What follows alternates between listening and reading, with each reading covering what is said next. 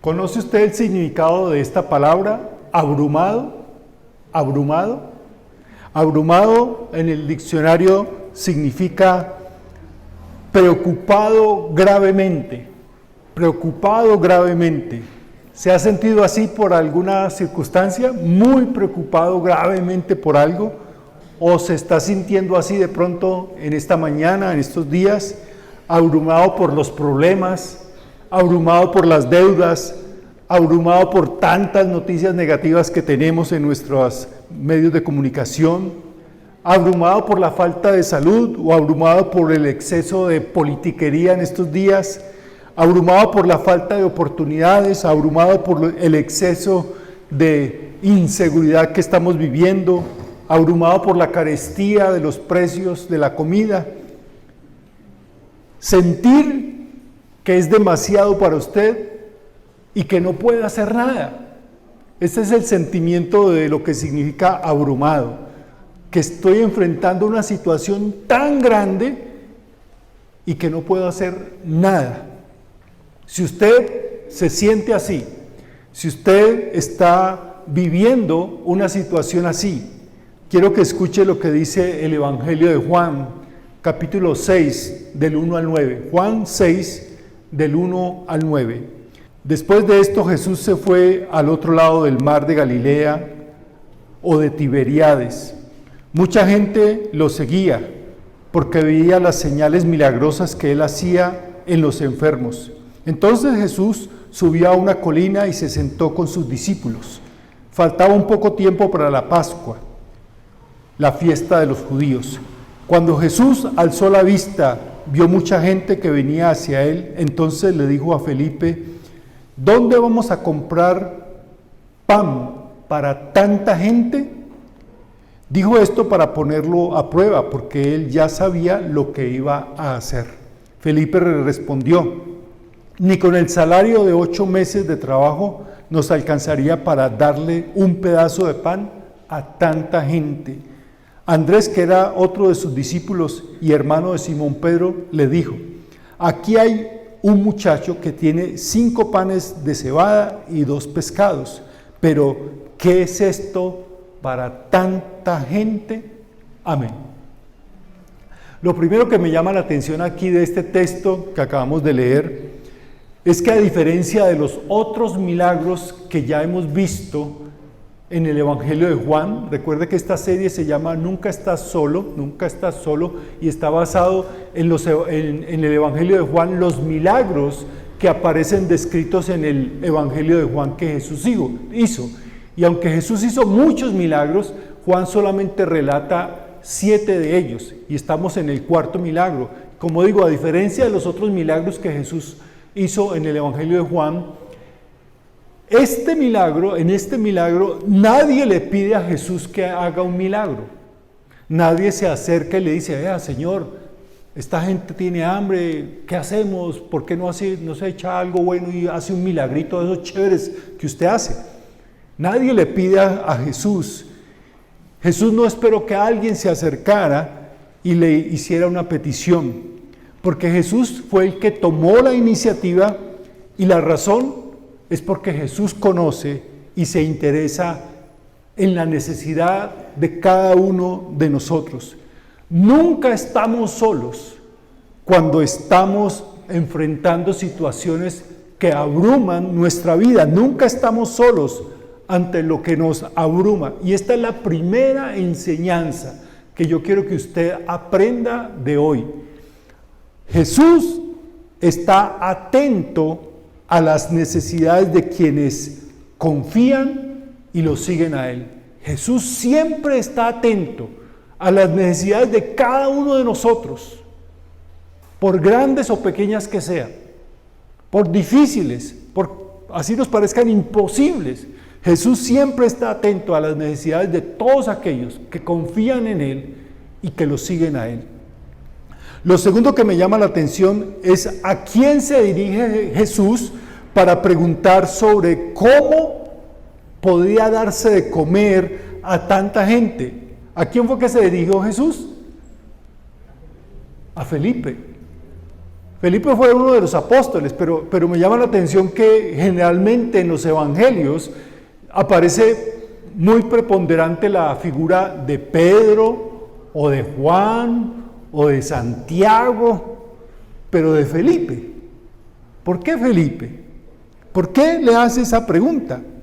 El evangelio de Juan es donde, bueno, es la única parte realmente donde encontramos más apariciones de Felipe en los evangelios. En Mateo, en Marcos y en Lucas, Felipe solamente es nombrado en la lista de los 12 apóstoles, pero nunca en los evangelios, en esos 3 evangelios, encontramos a Felipe diciendo algo o haciendo algo. Solo en el evangelio de Juan es que nosotros descubrimos a Felipe hablando y haciendo cosas.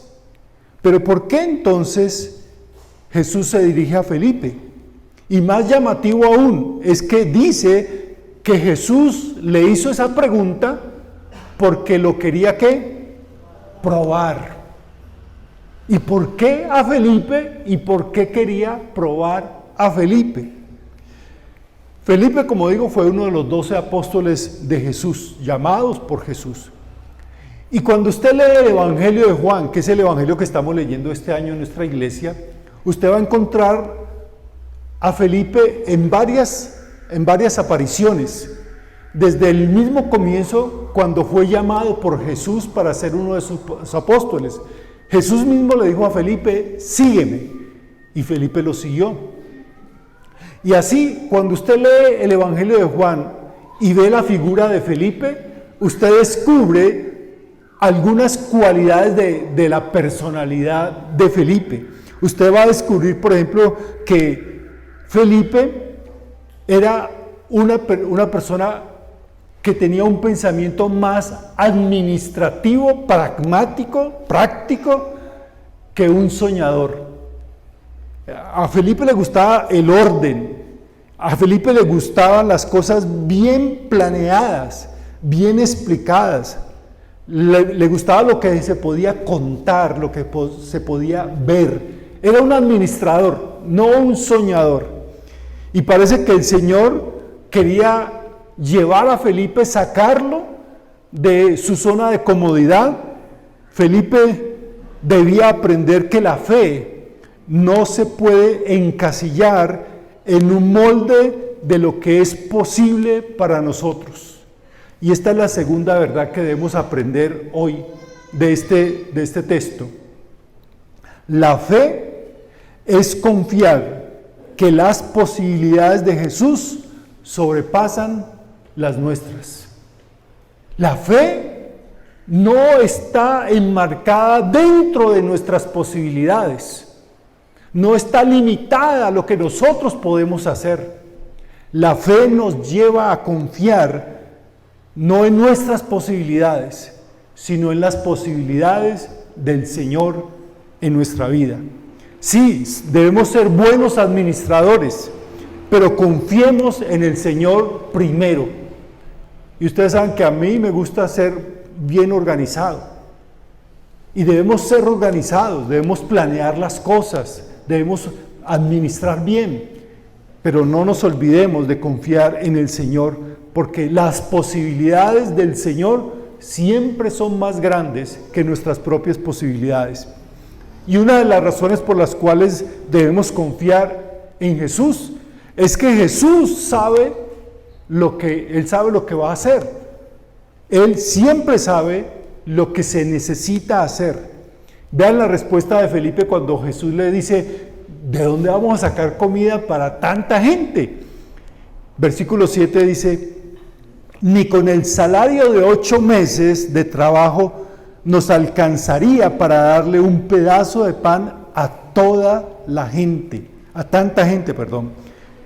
Entonces, mire la concepción, la mentalidad pragmática y administrativa de Felipe. Felipe miró la multitud, luego vio su necesidad, hizo cálculos mentales y concluyó, no hay presupuesto. No tenemos presupuesto para darle comer a tanta gente, ni siquiera con el salario de 8 meses de trabajo. Si lo traemos a nuestra circunstancia, más o menos él diría, ni con 8 millones de pesos le podemos dar de comer un pedacito de pan a cada uno de ellos. Ahora escuchó, no sé si se percataron y lo vieron en la proyección, que yo subrayé una frase que se repite 3 veces en esta narración. Toda esta gente o tanta gente. Jesús dijo, ¿de dónde sacaremos comida para tanta gente? Felipe dijo, no podemos ayudar a tanta gente. Y Andrés, que fue otro de los apóstoles, dio una idea de lo que se podía hacer y dijo, pero esto no es suficiente para tanta gente. Así de abrumadora era la situación. Tanta gente. ¿Cómo suena su tanta gente en sus labios? Tal vez pueda sonar, no sé qué hacer con todos estos problemas. No sé qué hacer con tanto trabajo. No sé qué hacer con tanto oficio. No sé qué hacer con tantas deudas. No sé qué hacer con toda esta escasez. No sé qué hacer con todos mis achaques, con todas mis dolencias. No importa lo que sea,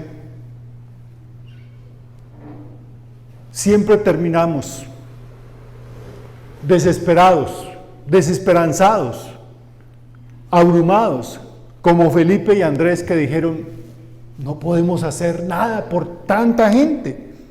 Nosotros esperaríamos que apóstoles como ellos, que ya habían visto a Jesús hacer milagros, convertir el agua en vino, sanar a un paralítico,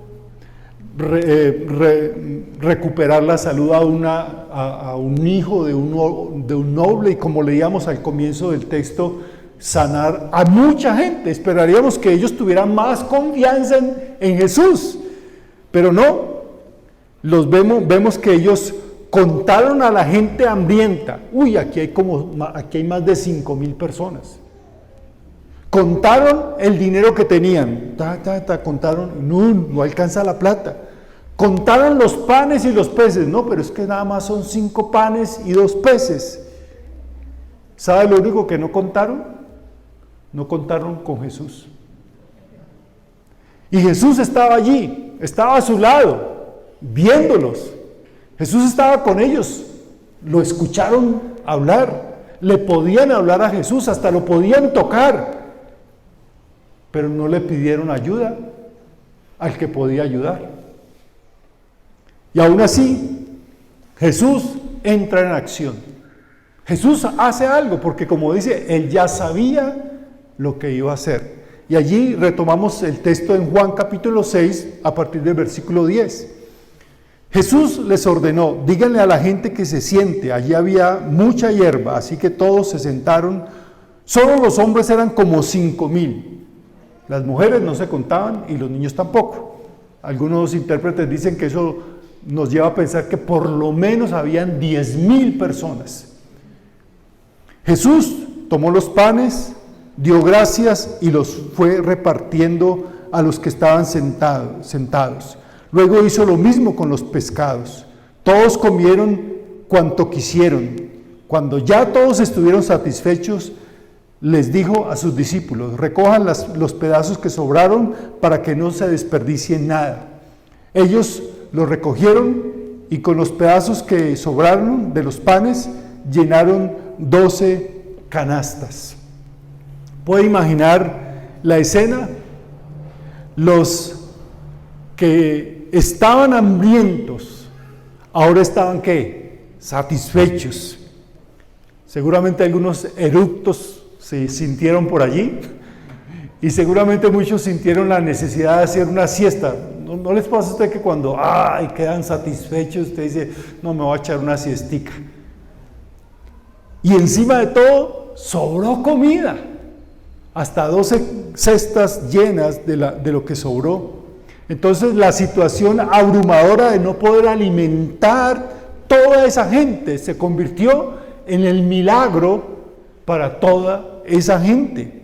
Jesús hizo lo inimaginable. ¿Quién podía imaginarse que con 5 panes y 2 peces Jesús iba a darle alimento a más de 10,000 personas?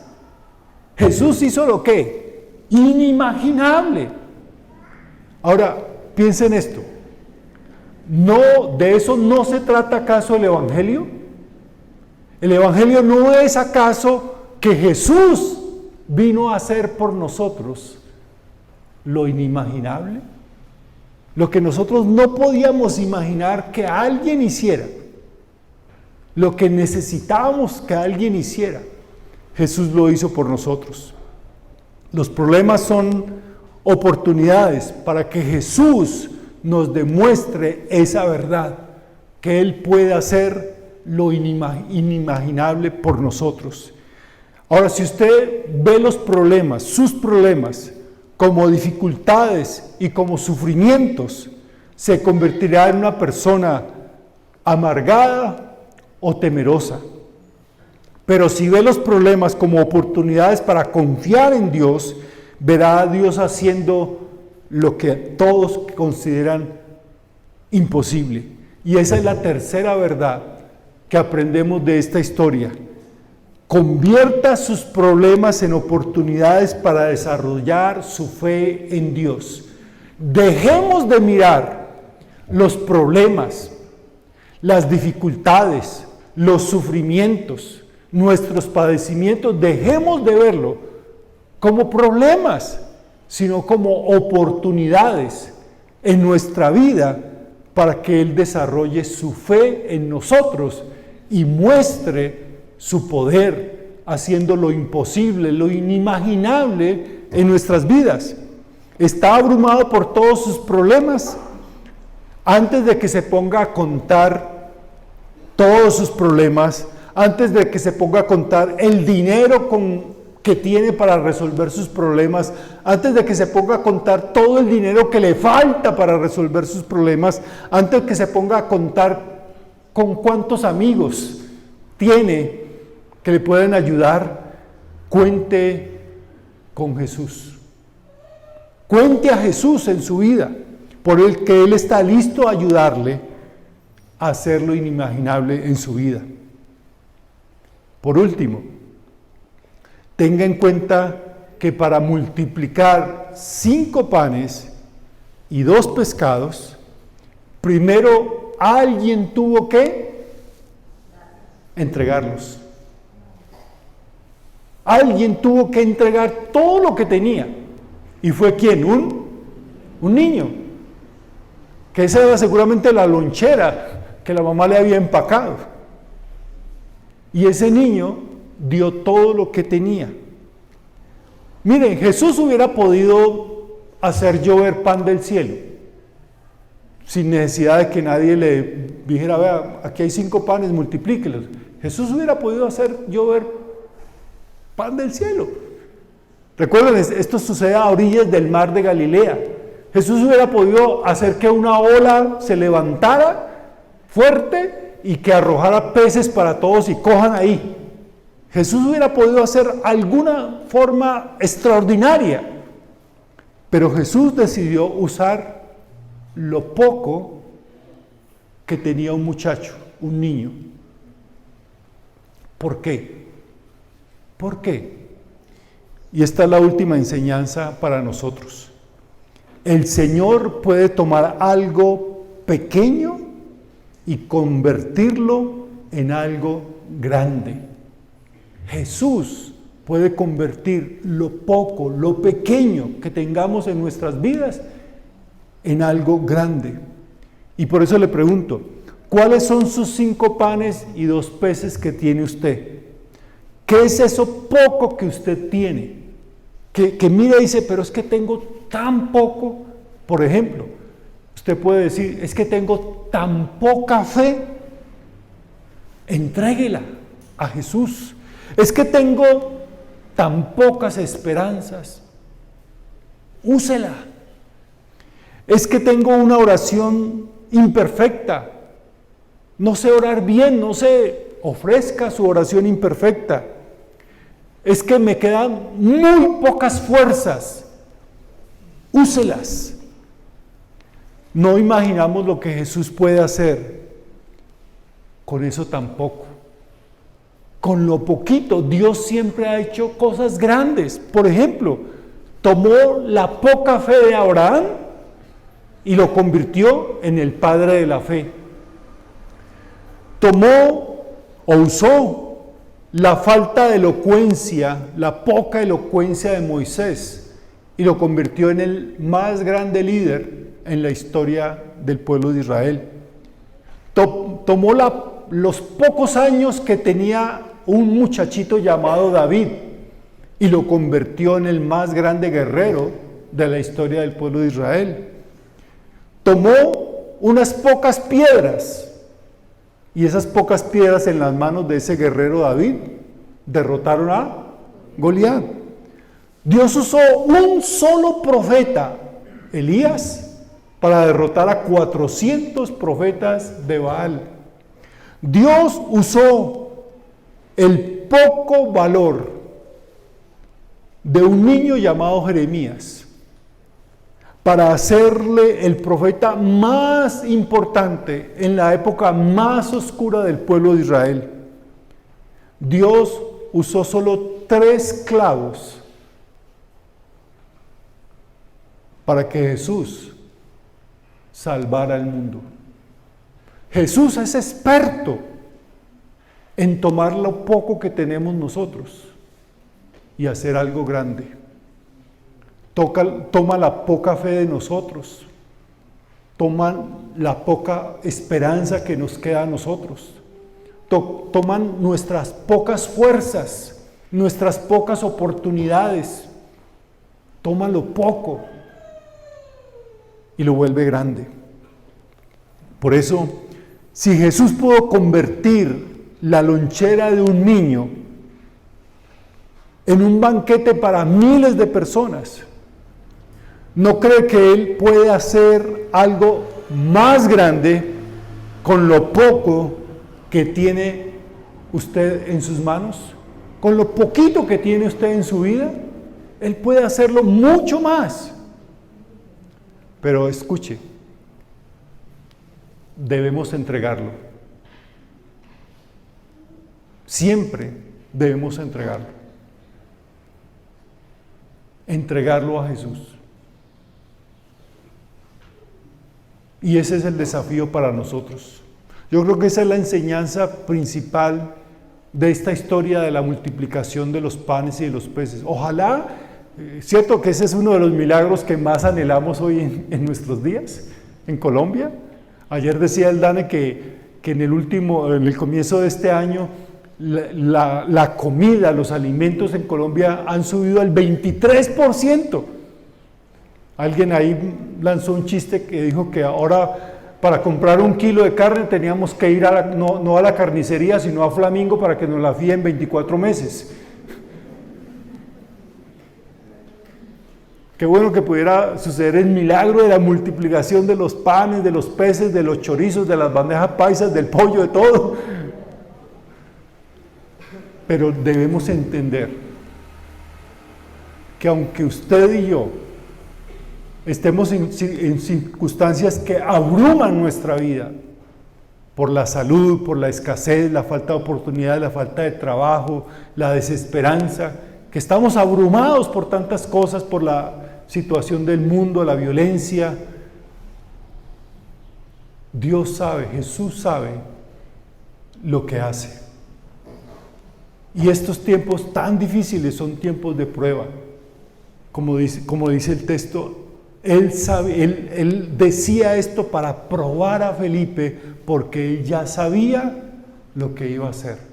Estos tiempos tan difíciles para nosotros son tiempos de prueba, porque Jesús sabe lo que va a hacer con nosotros.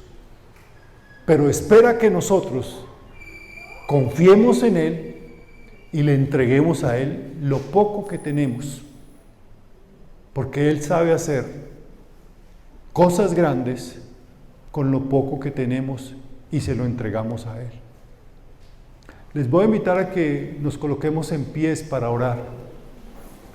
Y vamos a orar diciéndole al Señor: Señor, con sinceridad estoy abrumado y dígale por qué usted está abrumado, es decir, por qué está ahogándose, dígale por qué, pero también dígale, Señor, confío en ti, lo poco que tengo lo entrego a ti y confío en que tú vas a hacer lo más inesperado, lo más imprevisto, lo que nadie se puede imaginar.